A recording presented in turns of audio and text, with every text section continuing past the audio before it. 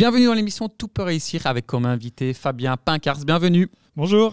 Voilà, le CIO d'Odoo. On va directement rentrer dans le vif du sujet. Le but, c'est vraiment de faire des parcours d'entrepreneurs. Et là, on a vraiment une très, très grande réussite wallonne, même mondiale. Première question sur l'entourage. J'ai cru comprendre que tes parents étaient antiquaires, donc vraiment pas un environnement pour entreprendre. Comment tu as eu cette fibre d'entrepreneur? Comment c'est arrivé tout ça? Oui, non, alors mon père, il a une salle de vente publique, donc était entrepreneur lui-même. Voilà, pas du tout dans le même business, il est plutôt dans les vieux trucs, moi dans le moderne, mais il était entrepreneur. Donc il y avait déjà la fibre, et tes parents, ça a joué sur toi ta fibre, ou t'es, on va dire, né naturellement comme ça avec ce côté... Difficile à dire. Alors mon papa travaillait, il travaille toujours d'ailleurs, 12 heures par jour, facilement, presque plus que moi.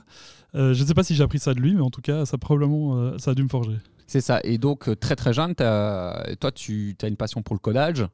Très jeune, tu t'es lancé là-dedans. Comment tu as trouvé ta passion? Il y a plein de gens qui se disent, mais comment on trouve sa passion? Alors moi, je suis un développeur passionné de gestion, Okay. gestion d'entreprise. Donc depuis tout petit, je lis des livres de bouquins de gestion d'entreprise, je développe, et puis, donc Odoo, ça a été pour moi la manière de mettre les deux passions en même temps.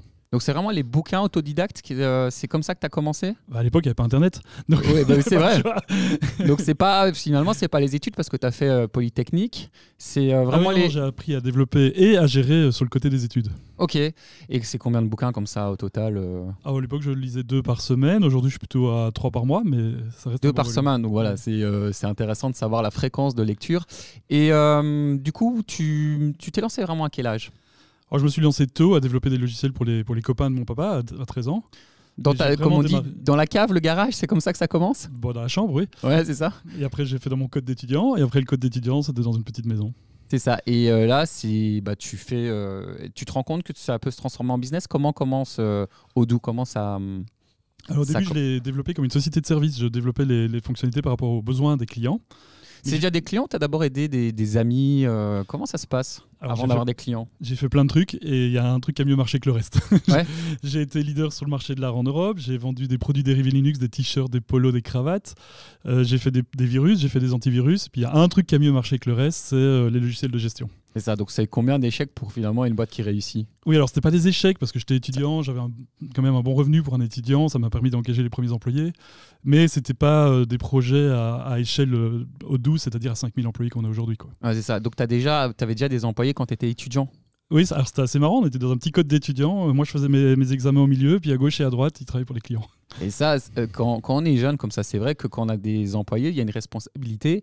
Comment tu t'es dit, parce qu'il y a plein de gens qui ont peur de passer le cap d'avoir des employés, c'est quoi qui a fait que tu y as été et tu t'es dit, allez, on va avoir un premier employé, parce que c'est de l'humain là, comment ça se passe moi je pense que c'est l'inverse, c'est beaucoup moins risqué quand tu es jeune, parce que tu es à charge des parents, donc tu payes pas de charges sociales d'ONSS et compagnie, t'as pas grand chose à perdre, t'as pas d'enfants, t'as pas de gros coûts dans la vie, t'as pas de maison à payer, donc c'est extrêmement simple en fait de démarrer quand tu es jeune, et puis tu démarres avec au début des stagiaires, puis quand tu as un peu de revenus avec des employés, vraiment le risque il est faible.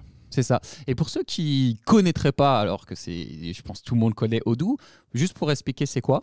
Alors Odoo, c'est une suite de logiciels pour PME pour gérer toute l'entreprise. Tu peux créer des sites web, gérer ta comptabilité, gérer tes stocks, développer ta relation client, tout ça en une plateforme qui coûte 19 € par utilisateur par mois. Voilà, super clair le pitch. Et comment du coup tu as eu tes premiers clients? Alors, le premier client, d'abord, c'était des amis, puis des amis des amis, puis des amis des amis. Encore aujourd'hui, ça n'a pas changé. C'est-à-dire que nos leads, ils viennent du bouche à oreille. C'est toujours aujourd'hui notre plus gros marketing. D'accord. Donc, les amis des amis, souvent, on dit c'est le réseau proche de tout commence. Donc, réseau proche et puis bouche à oreille, aucun marketing au début? Aucun marketing au début. Aujourd'hui, un petit peu, mais toujours pas beaucoup, puisque c'est toujours le bouche à oreille de nos clients, cette fois-ci, plus des amis, mais c'est toujours le bouche à oreille qui drive notre croissance. Parce qu'aujourd'hui, on est à combien de clients dans le monde? Alors, et combien de pays? On a 12 millions d'utilisateurs, on est nous-mêmes dans 14 pays, mais un réseau d'intégrateurs dans 170 pays, 5000 employés, et on grandit de 50% par an. Et ça, comment la clé, parce qu'il y a plein de gens qui se disent mais comment on peut avoir comme ça, on démarre de son cote à Louvain-la-Neuve, et comment on arrive aujourd'hui à avoir des millions et des millions de clients? C'est quoi le levier qui a fait que tout s'est accéléré?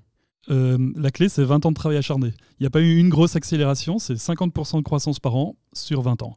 Et quand tu fais ça sur 20 ans, ça prend vite des proportions importantes. Alors, au début, 50% d'une personne, c'est une demi.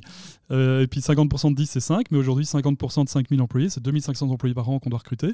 Donc ça devient vite important, mais ça a toujours été la même croissance.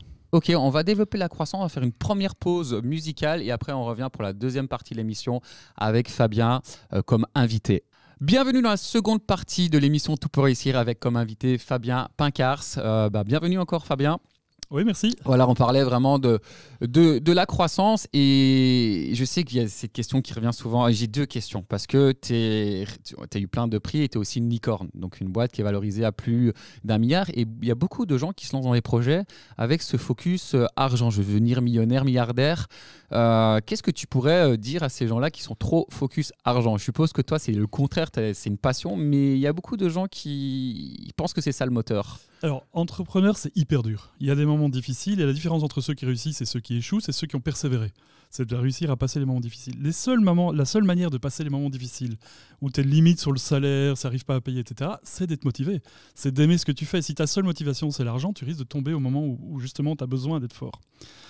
Donc pour moi, effectivement, c'est le projet qui me drive. C'est le fait qu'on a fait le meilleur logiciel de gestion, c'est notre passion à aider les entreprises, c'est pas du tout le revenu. Maintenant, j'ai changé d'avis il n'y a pas longtemps là-dessus. D'accord. Il y a 3 semaines, j'étais en Inde, je faisais une conférence avec un youtubeur très connu indien.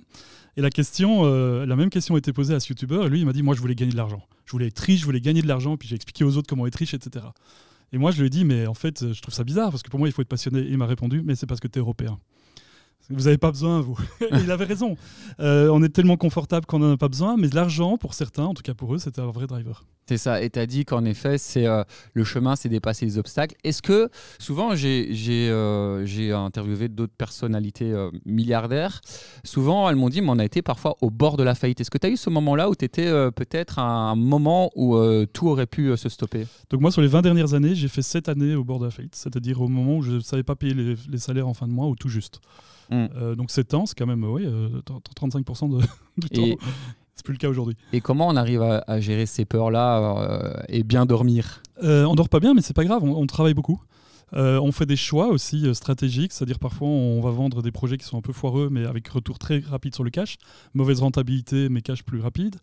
On pivote sur le business model. Alors il y a un truc que j'ai appris qu'il faut garder en tête, c'est que à partir du moment où tu n'as plus d'argent et la faillite, il y a à peu près 2 ans. Tu peux toujours repousser les charges sociales, les fournisseurs. Donc, il y a quand même bien moyen de survivre. Alors, 2 ans, c'est court et c'est long à la fois.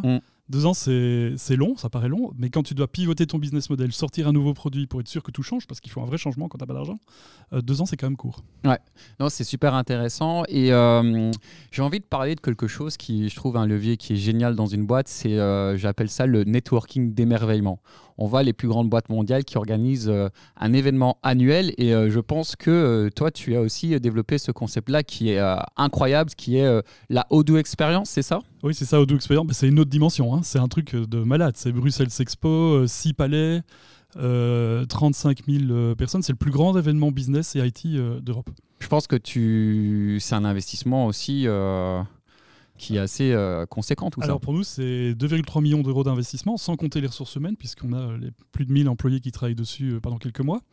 On fait venir les meilleurs speakers que tu puisses imaginer. On a Octave Klaba, le CEO d'OVH, Micode, youtubeur connu, Sean McLeod, qui est médaillé d'or olympique. Donc vraiment des gens inspirants, quoi. Ouais, c'est ça, tous les domaines, le sport. Je pense qu'il y a aussi des politiciens qui viennent. On a aussi Georges-Louis Boucher, Charles Michel. Voilà, et comment ça se passe pour les gens? Parce que je pense que si l'endroit où il faut être, la place to be, bientôt, c'est du 2 au 4 octobre, c'est là. Qu'est-ce qui va se passer pour les gens qui veulent vivre cette expérience-là? Alors, c'est un événement qui est gratuit, où il y a 400 conférences sur la gestion d'entreprise. Donc, quel que soit ton domaine, tu veux améliorer les ressources humaines, les ventes, le marketing, etc. On a 400 conférences qui vont t'aider sur tous les sujets, très pratiques, pour vraiment apprendre. Tu ressors de là où tu as beaucoup appris. Et en plus, c'est un gros événement de networking. Donc, c'est 25 à 35 000 entrepreneurs qui se rencontrent, des grosses fêtes le soir. 25 à 35 000 oui. De partout dans le monde, alors? Par jour, sur 3 jours. Donc, c'est presque par jour. C'est encore, c'est quasi, vous êtes le Tomorrowland de l'entrepreneuriat, là, avec cet événement-là. Ils sont à une autre dimension, mais on s'approche pour du B2B, clairement. Il faut imaginer, 75% de ces gens sont des étrangers. D'accord. Donc on est en train de parler de milliers de chambres d'hôtel. Rien que la logistique, c'est un truc. En fait, vous êtes en train de faire vivre toute l'économie pendant 2 jours, l'économie belge, là, avec les hôtels, les restaurants, tous les gens qui vont venir visiter aussi sans doute Bruxelles. Et alors, c'est un truc incroyable parce que l'énergie est géniale parce qu'on fait tout nous-mêmes. On fait le concert, la nourriture. On a une équipe de cuisiniers qui pèlent des patates avec tous les employés qui les aident pendant des jours et des jours, puisqu'on fait tout nous-mêmes. On a beaucoup de conférences qui sont données par nous-mêmes, organisées nous-mêmes. Donc, il y a une énergie. Tu peux aller commander un bar, quelque chose à boire au bar. Ce sera au point de vente pour la commande, mais ce sera aussi des employés qui travaillent sur l'intelligence artificielle qui vont te servir, quoi. C'est devenu même un village, comme on dit. C'est le village Odoo, quoi. Vous avez tout. Vous avez tout mis en place. Bon, on va développer vraiment ça pour ceux qui voudraient venir vivre cette expérience qui est incroyable, autant pour le networking que pour découvrir Odoo. On va juste faire une pause musicale et on revient dans la troisième partie de l'émission. Et puis, je te demanderai aussi ton meilleur conseil pour les auditeurs qui veulent entreprendre. Donc, réfléchis déjà bien à ce que tu vas dire et on se voit dans la troisième partie de l'émission. Bienvenue dans la troisième partie de l'émission Tout pour réussir avec comme invité Fabien Pincars et on parlait justement de cette expérience Odoo et juste pendant la pause on s'était dit le principal c'est quand même dans la vie le présentiel et l'humain. C'est important pour vous l'humain? C'est là que tout se fait en fait, hein. Surtout quand on a un métier de service comme nous, la vente elle est humaine, c'est une connexion entre deux sociétés, quoi. C'est ça et je pense que vivre cette expérience, les gens qui vont venir, parce que ça dure 3 jours, hein, c'est ça? Ça dure 3 jours. 3 jours du 2 au 4 octobre. Oui. Je suppose que les gens qui vont vivre cette expérience, il y a un peu un avant-après, ça inspire aussi, on a des déclics. C'est quoi les buts? Les gens qui veulent venir, quand ils ressortent de l'expérience, c'est quoi ce sont des entrepreneurs qui viennent, souvent ils ont des petits problèmes, hein. Comment je peux améliorer ma gestion des stocks, comment je peux vendre mieux, gérer mes HR, etc. Donc on a 400 conférences par les gens super inspirants qui vont montrer des solutions très pratiques sur l'ensemble de ces domaines. Mais après, on construit un réseau aussi. Quand tu as autant de gens passionnés au même endroit, ça crée quand même une émulsion intéressante. Le réseau, c'est important. Toi, dans ta réussite? Alors moi, personnellement, je suis plutôt resté dans mon coin. Mais je vois beaucoup de gens qui leveragent le réseau, oui. Ouais. De base, t'es un profil geek ou pas du tout? Ça dépend ce qu'on appelle Git, mais je suis développeur à la base, oui. C'est ça, mais après tu as réussi, comme on dit, l'art de la réussite, c'est l'art de bien s'entourer, c'est là que tu as toutes tes équipes derrière qui font que ça a explosé dans le monde. Oui, bon, je pense que les développeurs gèrent le monde, hein. Si tu prends 6 des top 10 plus grandes sociétés au monde, il y a quelques années c'était Shell, ExxonMobil et tout ça, les plus grandes sociétés au monde. Maintenant c'est Google, Apple, Microsoft, Tencent. 6 des top 10 sont gérés par des développeurs. Mais d'ailleurs j'ai cru entendre... C'est le nouveau MBA, hein. Ouais, mais c'est vrai. Moi je disais ça aussi quand j'étais dans le consulting, c'est les développeurs qui maîtrisent tout le game. Et je pense même que tu as eu le surnom, alors dis-moi si je me trompe, de le Steve Jobs wallon. C'était le Bill Gates, mais je sais pas faire, je trouve qu'il a fait beaucoup plus que moi. Voilà, mais justement, si toi tu étais en face de comme ça une autre licorne, comme on va prendre Elon Musk, quelle serait la question que toi tu as envie de lui poser si tu étais face à lui? Une seule question, si tu avais une seule question à lui poser. Quand est-ce qu'on met Odoo chez Tesla? Ah ben voilà, directement, comment la croissance, vraiment? Oui, t'aurais été à l'audace? C'est ce que j'ai de mieux à poser. C'est important l'audace pour quand entrepreneur? Non, d'abord c'est pas que l'audace, je pense qu'il aurait beaucoup à y gagner. Ouais, je crois vraiment. C'est important aussi de croire en son projet voilà, on voit, vous voyez, c'est intéressant. On voit quand même des caractéristiques. On dit souvent, on dit en Belgique, on voit trop petit. Et toi, en fait, tu es dans cette dimension. Il n'y a pas de petit, tu vois très très grand. D'où ça arrivait, c'est de ne pas avoir peur, parce que beaucoup de gens sont bloqués dans la peur. On voit petit, j'entends beaucoup de gens qui parlent avec le mot petit. Comment tu arrives à voir grand comme ça et te dire, bah non, c'est possible en fait? En fait, c'est une question de se créer des opportunités. Lorsque les opportunités sont là, on les saisit. Et nous, on s'est créé des opportunités en ligne, puisqu'on a démarré en ligne avec des communautés de développeurs de par le monde. Et donc, il n'y avait plus qu'à répondre à ces leads entrants. On n'a pas vraiment eu cette audace ou cette stratégie d'aller à l'international. Il se fait juste qu'aujourd'hui, plus de 95% de nos demandes, elles sont à l'étranger, quoi. Et tu sais, c'est parce que des licornes en Wallonie, je pense que c'est la seule, c'est quoi ce petit truc que tu as en plus? On a fait un produit qui te déchire. C'est vraiment le produit. Donc, une fois que tu as un produit qui déchire, tout le reste est plus simple. Le vente, le marketing, tout le reste, tu peux dérouler. Mais si tu dois avoir un truc qui déchire, c'est-à-dire pas un peu mieux que les autres, hein, beaucoup mieux que les autres, à un prix super abordable. Et ça, c'est intéressant parce que vous avez un produit qui déchire et qui est donc proche de l'excellence. Mais il y a beaucoup de gens qui attendent d'être parfaits. Je suppose que toi, quand tu as commencé, tu t'es dit, je vais commencer, ce sera imparfait. Et les débuts... Comment ça se passait l'évolution? Parce qu'il y a des gens qui attendent des années, et toi je suppose qu'au début c'est important de le mettre en évidence, c'était imparfait.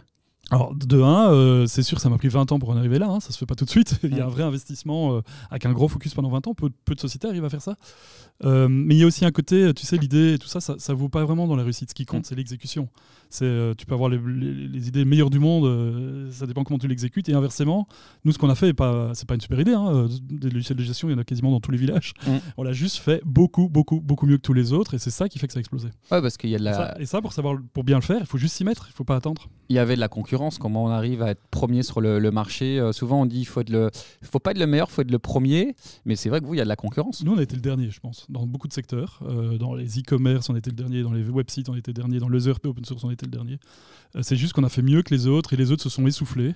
Là où nous, on a continué à innover. Et je suppose que vous monitorez ça. Les Américains l'utilisent beaucoup, mais pas beaucoup les boîtes européennes. C'est le NPS Score, le Net Promoter Score. Vous faites attention à ça? Non, enfin, moi je suis pas très KPI en général. Ce qui m'intéresse, c'est que nos utilisateurs gagnent du temps dans leur utilisation de tous les jours. Des choses comme ça.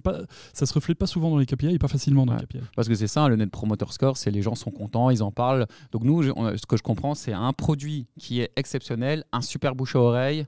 Et ça devient viral et c'est comme ça qu'on grandit. Et si ça c'est très bon, le reste est plus facile. Voilà. En tout cas, un grand merci. J'ai pas oublié le conseil, vraiment, mais pas un conseil oser entreprendre, vraiment un conseil millimétré que tu pourrais donner aux auditeurs pour les aider à réussir. Rester focalisé. Je pense qu'il y a trop de patrons de boîtes qui se retrouvent sur trop de chantiers différents, dans trop de meetings, des agendas remplis. Et le succès de Doo, on a vraiment été focalisé sur faire un bon produit.